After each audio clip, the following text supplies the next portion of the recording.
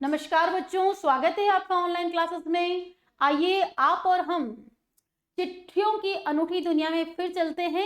और आपने निश्चित रूप से इस पाठ को पढ़ा होगा और आपको भी मजा आया होगा और आप भी समझे होंगे कि चिट्ठियों का वास्तव में क्या महत्व है। आइए आज इसके भाग 3 में हम इसके प्रश्नोत्तर करते हैं और आपको भी ये प्रश्नोत्तर अपनी उत्तर पुस्तिका में बच्चों करने हैं, क्योंकि आपका जो एग्जाम होगा वो ऑनलाइन हो या ऑफलाइन हो, आपके एग्जाम में आपको लिखना तो है ही। देखेंगे प्रश्न संख्या 1, क्या चिट्ठियों की जगह कभी फैक्स, ईमेल, टेलीफोन, मोबाइल ले सकते हैं? हम सीधे सीधे उसका उत्तर होगा चिट्ठियों की जगह कभी फैक्स, ईमेल, टेलीफोन और मोबाइल नहीं ले सकते, क्योंकि चिट्ठियों में जो क्या होता है बच्चों, भावनाओं का प्रकाशन होता है, वो गहराई लिए हुए होता है, भाव विस्तार लिए हुए होता है।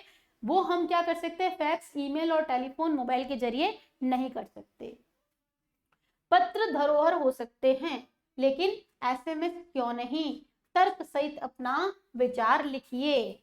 देखिए बच्चों, आज हम एक एग्जाम्पल दें तो महात्मा गांधी के द्वारा लिखे गए पत्र, रविंद्रनाथ टैगोर के पत्र, मुंशी प्रेमचंद के पत्र, इसके अतिरिक्त जवाहरलाल नेहरू के पत्र, या हम ये कह सकते हैं स्वतंत्रता सेनानियों के वो पत्र हमारे रूप में हमारे पास आज भी सुरक्षित हैं। किसके रूप में? धरोहर के रूप में। लेकिन आप बताएं कि एसएमएस, ये जो लघु संदेश सेवा है, इसको हम इतने समय तक सेव कर सकते हैं क्या? नहीं। इसका अपना एक स्टोरेज है, इसकी अपनी एक लिमिट है, इसकी अपनी एक सीमाएं हैं। तो हमें क्या करना पड़ता है बच्चों कि हमारा मोबाइल हैंग ना हो, तो हम उसमें क्या करते हैं, पुराने मैसेज को हमें डिलीट करने पड़ते हैं और उसमें नए मैसेज को ही हम रख सकते हैं या सेव कर सकते हैं। जब इसका स्टोर काफी ज्यादा हो जाता है तो फिर वो वर्किंग में नहीं आता। इसलिए हम ये कह सकते हैं, ये हमारा तर्क है कि पत्र ही धरोहर हो सकते हैं, लेकिन एसएमएस नहीं हो सकते, क्योंकि इसकी अपनी सीमाएं हैं। इन सीमाओं के परे जाके ये काम नहीं कर सकते। जबकि पत्र तो आज चाहे कितने भी लोगों के हो, कितनी भी संख्याओं में हो, आज हमारे पास सुरक्षित रह सकते हैं और आगे भी रहते रहेंगे। पत्र जैसा संतोष फोन, एसएमएस का संदेश क्यों नहीं दे सकता?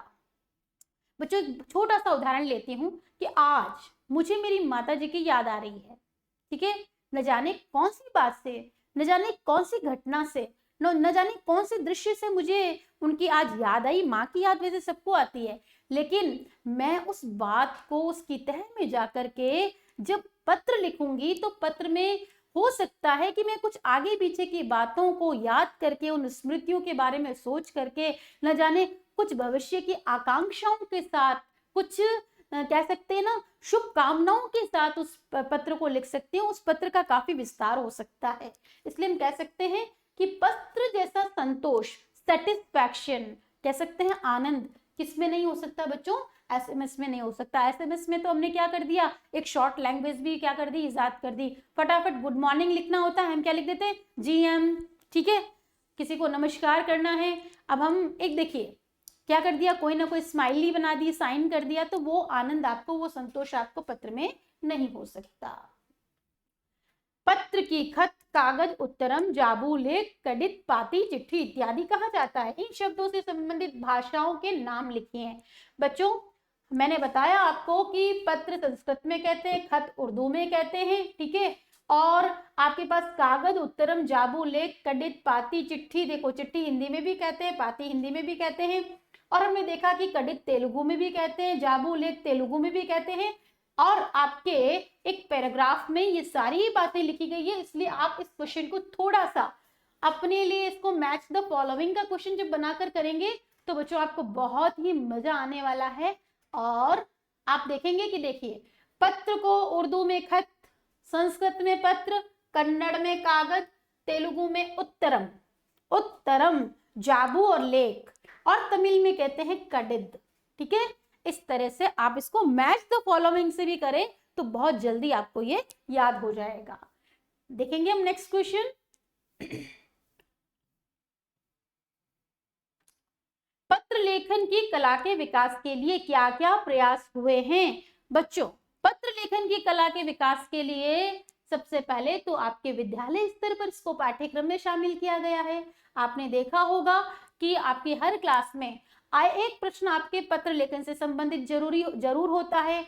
छोटी कक्षाओं में ये पत्र औपचारिक भी हो सकता है, अनौपचारिक भी हो सकता है, और बड़ी कक्षाओं में आपको पता है पत्रों के बड़े प्रकार कर दिए गए हैं, जिसमें बड़े जो क्लास 10वीं 11वीं 12वीं के स्टूडेंट है उनमें पत्र लेखन की कला के कौशलों का विकास करने के लिए विविध पत्र हैं, जैसे कार्यालयीय पत्र हैं। कार्यालयीय पत्रों में भी उनको क्या कर दिया है, औपचारिक अनौपचारिक बहुत सारे पत्रों को शामिल किया गया। उसके साथ बच्चों में आपको बताऊंगी पत्र लेखन की कला के विकास के लिए और भी प्रयास हुए हैं। यहाँ देखेंगे हम, मैंने इसको अंडरलाइन भी करवाया था, और वापस आप एक बार फिर देख लीजिए।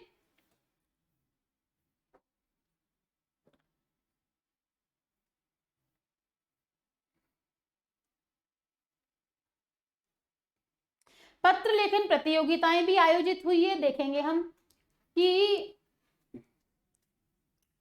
पत्र लेखन का विकास, पत्र लेखन की प्रतियोगिताएं आयोजित हो रही है 1972 से, और खास तौर पर बड़े शहर में जहाँ की संचार साधन तेज गति से विकसित हुए हैं, ठीक है, वहां पर कहीं ना कहीं ये प्रभावित हुई है। और मैं बताऊंगी आपको कि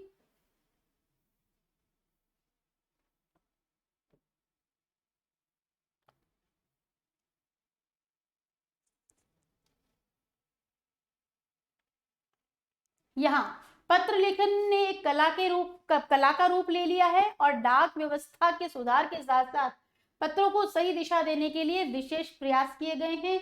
पत्र संस्कृति विकसित करने के लिए स्कूली पाठ्यक्रम में क्या कर दिया गया है, पत्र लेखन के विषय को भी बच्चों शामिल किया गया है। और भारत ही नहीं, दुनिया के कई देशों में ऐसा प्रयास हो रहा है कि देखेंगे हम। तो जी हाँ बच्चों, हमने देखा कि पत्र लेखन की कला के विकास के लिए बहुत सारे प्रयास किए गए हैं, और आगे देखेंगे हम पाठ से आगे के प्रश्नोत्तर देखते हैं। पिन कोड भी संख्याओं में लिखा गया एक पता है, कैसे? बच्चों आपने कई पत्र देखे होंगे, और आपको पता है कि एरिया को पिन कोड वाइज क्या कर दिया जाता है। देखो, वैसे राज्य स्तर, फिर जिला स्तर में भी क्या होता है, आपको पता है आपका जिला कितना बड़ा होता है, हर एरिया के पिन कोड दे करके उसको पहचान बना दी जाती है। तो हम ये कह सकते हैं कि पिन कोड भी संख्याओं में लिखा गया एक पता है। जिस तरह से आपके मोबाइल नंबर है 9829509923XYZ, तो ये आपके मोबाइल नंबर आपके पर्टिकुलर आपकी एक पहचाने की अमुक नंबर अमुक व्यक्ति के हैं। ठीक उसी प्रकार बच्चों पिन कोड की भी जो संख्या है वो एक तरह का एड्रेस है, जिसके माध्यम से क्या आ जाता है, आपका पत्र आप तक पहुंचता है। ऐसा क्यों होता है कि महात्मा गांधी को दुनिया भर के पत्र महात्मा गांधी इंडिया पता लिखकर आते थे? देखिए बच्चों, महात्मा गांधी अपने समय की एक बहुत बड़ी हस्ती थे। वो पूरे भारत में ही नहीं, विश्व में अपनी धाक जमा चुके थे, अपने बौद्धिक कौशल के आधार पर, अपने राजनीतिक कौशल के आधार पर, और अपने कर्मों के अनुसार।